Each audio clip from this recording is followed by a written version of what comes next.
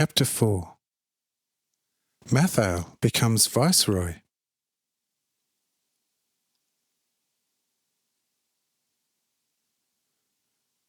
Uran says, I have never heard such supreme humanitarian thoughts before.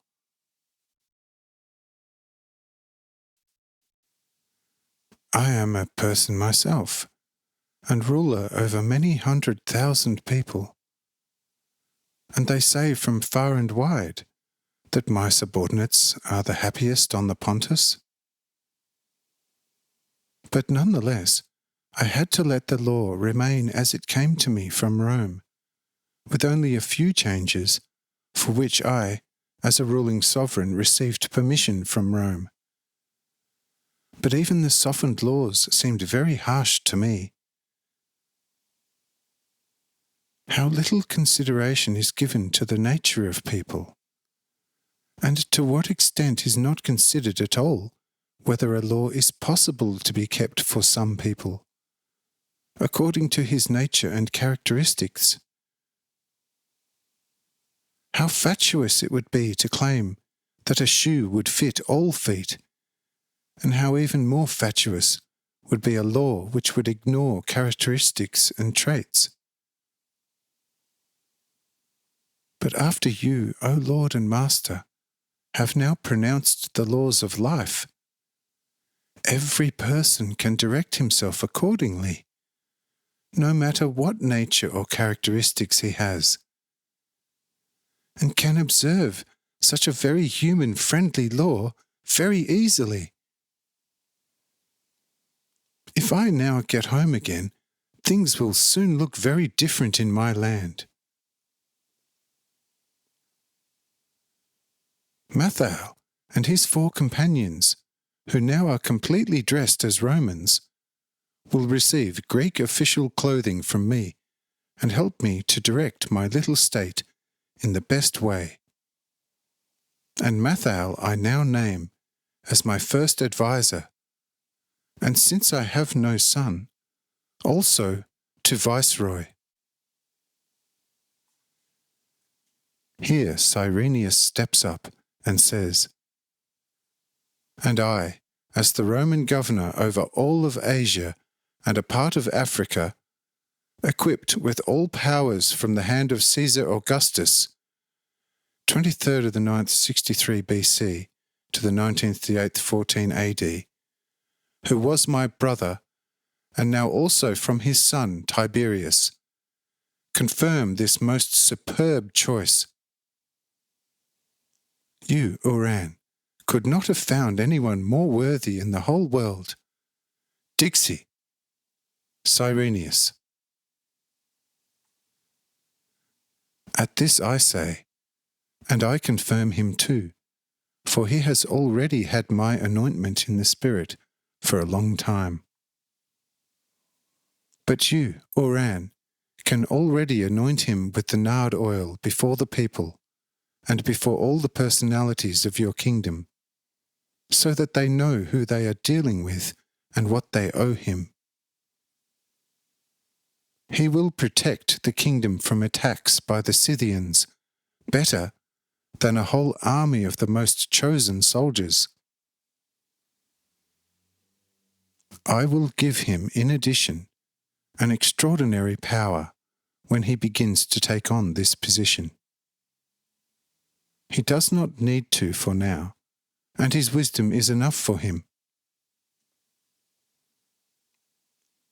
Uran says, Lord, would it then not be time, and not possible to convert the very dangerous Scythians to the better recognition of your being? It is a pity for the otherwise so magnificent breed of people that he finds himself in a most uneducated situation.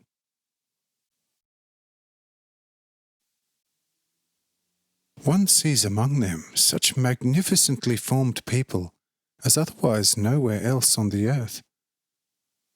But their spirit is a complete nothingness.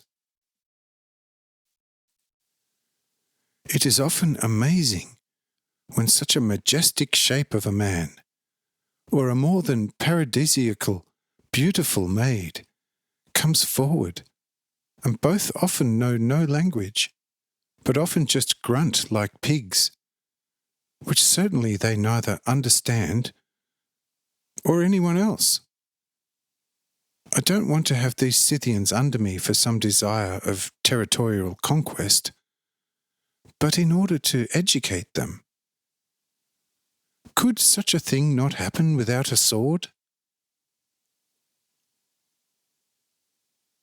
I say, in that Matthau's companions will do you good service, and your desire will be fulfilled many times over.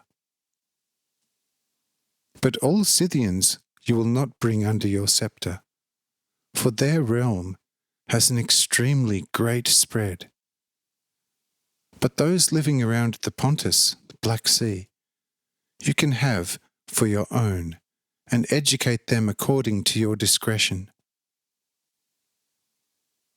Uran says, Lord, eternal thanks to you in my name and the name of all the people who will be awakened in the Spirit through your teaching.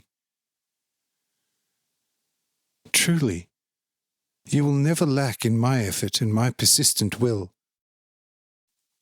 Just give me your mercy, therefore.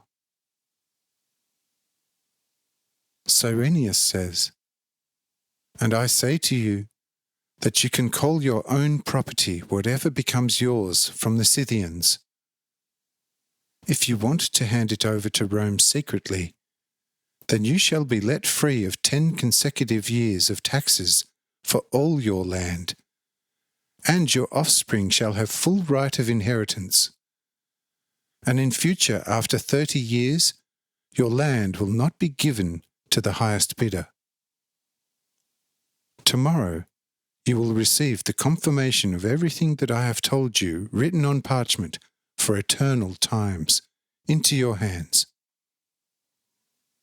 Only a strange foreign enemy could take it from you with violence, but from Rome it remains yours for all times. I say to Cyrenius, give it to him today in writing, for tomorrow is the Sabbath, and we do not want to harm the poor in spirit. Cyrenius says, Lord, how can I now write the confirmation at midnight? But tomorrow I will do it before sunrise, and that will not cause any annoyance to anyone. I say, look there, my Raphael is already finished with it. Here, take these documents and read them to see whether they correspond fully to your will.